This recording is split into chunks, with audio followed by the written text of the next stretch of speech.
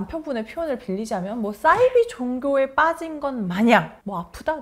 제가 왜 아픈 거죠? 제가 다시 암에 걸리는 건 아닌가요? 제가 지금 기도가 부족한가요? 구술을 해야 될까요? 이러면서 부적에서 시작했던 것이 이제는요 뭐 500만 원, 뭐 600만 원짜리 구슬을 드려야 된다는.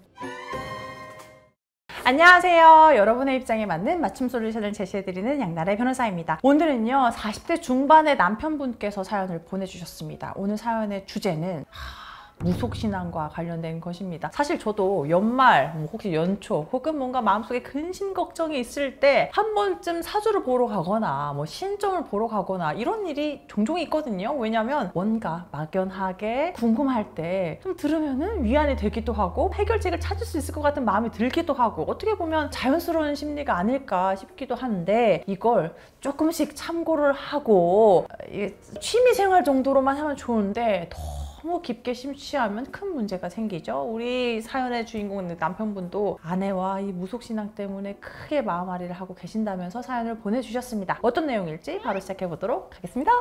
네, 우리 사연자분은 40대 중반의 남편분이고요. 중학생의 자녀를 두고 생활하고 계십니다. 우리 남편분과 아내분은 무교의 가정이셨다고 합니다. 남편분도 집안에도 종교가 없고 아내분 집안에도 종교가 없기 때문에 종교와 관련된 분쟁 당연히 없었죠. 그런데 아내분이 한 2, 3년 전쯤에 암 진단을 받으신 거예요. 그렇다 보니까 아무리 의술이 발달했다고 하더라도 정말 무시무시하게 느껴지는 병이잖아요. 그래서 진단을 받고 바로 치료를 시작하기는 했는데 그래도 뭐랄까 마음이 좀 불안하고 뭔가 잘 된다고 하면 뭐든 의지하고 싶고 이런 마음이 생겨서 고민하고 있던 찰나에 아내의 친척분이 정말 부적을 잘 쓰는 용한 무속인이 있으니까 우리 속는 셈 치고 한 번만 가서 부적을 받아오자 이렇게 이야기를 하신 거예요. 저 같아도요 뭔가 마음이 불안하니까 좋다고 하면 그래도 큰 돈 들어가는 거 아니면 한번 해볼까 하는 마음이 들 수 있잖아요. 우리 남편분도 우리 아내가 건강해질 수 있으면 당연히 한번 해봐야지 해서 아내분하고 같이 가서 부적도 하나 받아오고 이렇게 했다고 합니다. 그런데 정말 다행히도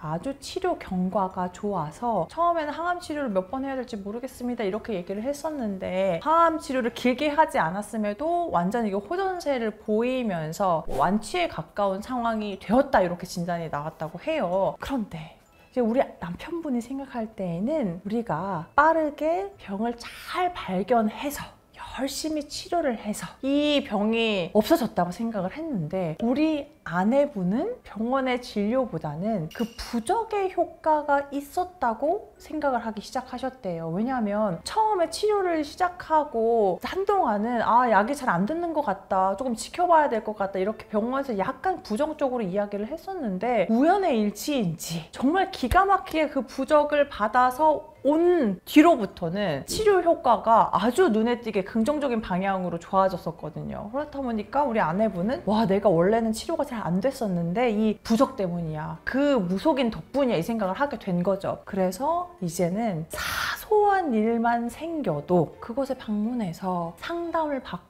오거나 큰 돈이 숭텅숭텅 나가는 부적을 쓰고 오는 상황이 된 겁니다. 아기가 요즘에 학업 성적이 떨어진 것 같은데요. 학업 성적 올라가는 부적이 있나요? 이런 거 물어보기도 하고 혹시 집에 책상 위치가 어디로 되어 있냐? 그럼 그 책상이 뭐 문제인 것 같으니까 위치를 바꿔라 이런 얘기를 듣고 오면 정말 바로 그날 집안을 다 뒤집어 엎어서 뭐 위치를 바꾸고 이런 것들 있잖아요. 자, 그렇다 보니까 이제 남편분은 당신이 병이 나은 것은 뭐 부적도 효과가 뭐 있을 수도 있겠지만 가장 큰 거는 치료를 잘 받아서 그러는 거 아니겠느냐. 그러니까 더 이상은 그런 무속신앙에 기대지 말자 이렇게 얘기를 했음에도 불구하고 진짜 아내분은 남편분의 표현을 빌리자면 뭐 사이비 종교에 빠진 건 마냥 뭐 아프다?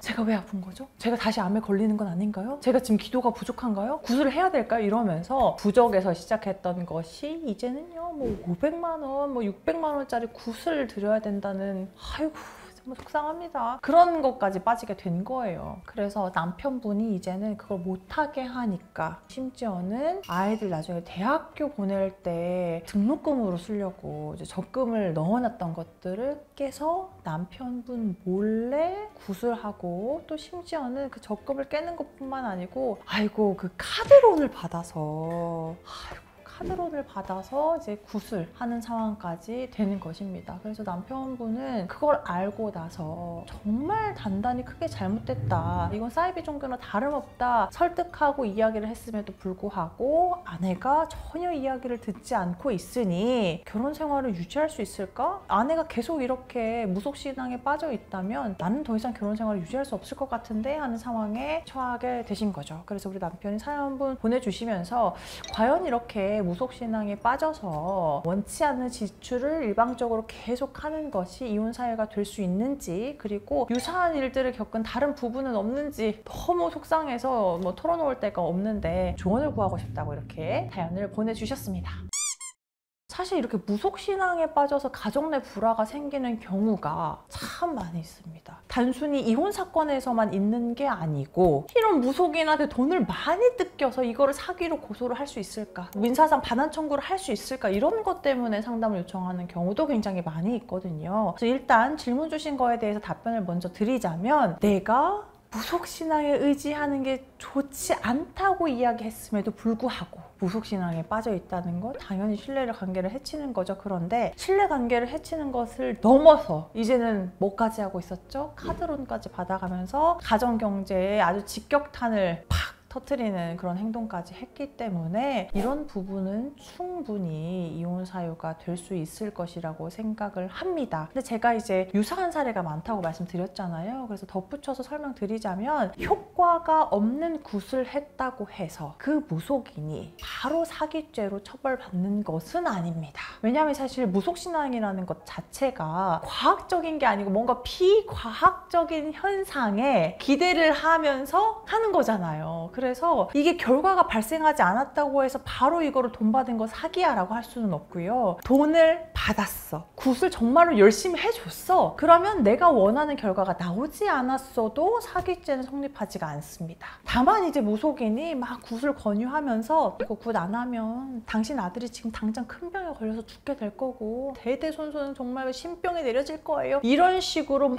해악을 고지해서 내가 돈을 쓰게끔 만들었다, 그런 경우에는 사기죄가 되겠지만, 그게 아니고 굿을 해야 아마 좋을 거예요, 한번 해보세요 라고 이야기를 했는데 내가 맹신해서 큰 돈을 지출했고 굿을 했다, 그러면 사기죄가 바로 성립하는 것은 아닙니다. 그렇기 때문에 그런 것들에 의존하고 싶은 상황이고 뭔가 믿고 싶은 마음이 있다고 하더라도 뭔가 큰 돈을 지출해서 굿을 한다던가 뭔가 무속신앙에 이렇게 막 해야 된다 하면은 그런 부분은 신중히 결정하셔야 할 것 같습니다. 자, 그리고 이제 두 번째, 이렇게 사는 부부들이 많은가요? 이제 말씀 주셨는데, 사실 무속신앙에 빠져서 부부간의 갈등이 생기는 경우보다는 종교 갈등이 좀 더 많기는 합니다. 또 그렇다고 해서 무속신앙에 의한 갈등이 아예 없는 것은 아니에요. 너무나 한쪽이 심취한 나머지 아들을 낳으려면 무조건 뭐 성관계를 몇 월 며칠 몇 시에 해야 되고 그때 뭐 무슨 색깔 옷을 입고 해야 돼, 정말 이런 경우도 많이 있거든요. 그래서 이런 일들이 우리 사연자분에게만 생긴 막 불행한 일인 것은 아니다. 왜냐면 이런 일을 저만 겪는 것 같아요, 너무 힘들어요 말씀 주셔가지고. 근데 다만 심각한 일인 것은 맞고요. 이 영상을 요즘에 또 우리 구독자분들이 따끔하게 댓글도 많이 달아주시거든요. 그래서 아내분과 함께 보시면서 당신 정신 차려, 이거 진짜 이렇게까지 무속신앙에 의지하는 사람 없고 우리 원래 행복했던 대로 돌아가자, 아내분도 설득을 한번 해보시고, 그런데 그럼에도 불구하고 설득이 되지 않고 깊게 빠져가지고 헤어나오지 못한다, 정말 초강수를 둬야 됩니다. 뭐냐면 종교나 그런 무속신앙에 심취해버리면은 진짜 벽에다 대고 이야기하는 것 같은 상황이 발생하거든요. 그래서 이렇게 해줘 라고 했는데 안 먹히면 진짜 당신 여기에서 나오지 않으면 나는 이혼할 거야 라고 초강수를 두셔야 되고요. 그래야 그나마 나 진짜 이혼 당하는 건가 이런 생각을 할 수 있거든요. 근데 그렇게 이야기했음에도 불구하고 정말 정신을 못 차린다? 그럼 이혼 선택하셔야죠. 왜냐하면 그렇게 해서 돈까지 퍼다나르는 지경이 되면 이미 나간 돈을 회수할 수 없기 때문에 부부 공동재산이 쭉쭉 줄어드는 결과가 나올 수가 있거든요. 너무 억울하죠. 그러면 내가 내 돈까지 지금 날리게 생겼으면. 그리고 이제 말씀 주신 김에 한 가지만 더 말씀드리자면, 아내분이 카드론 지금 만들어가지고 막 비용을 썼다고 했는데 부부 공동생활을 위해서 발생한 채무가 아니기 때문에 설사 이혼한다고 해도 분할 대상은 되지 않을 것 같습니다. 오늘 영상 도움되셨다면 좋아요, 구독, 알림 설정 부탁드리겠습니다. 감사합니다. 여러분 댓글 많이 남겨주세요. 안녕.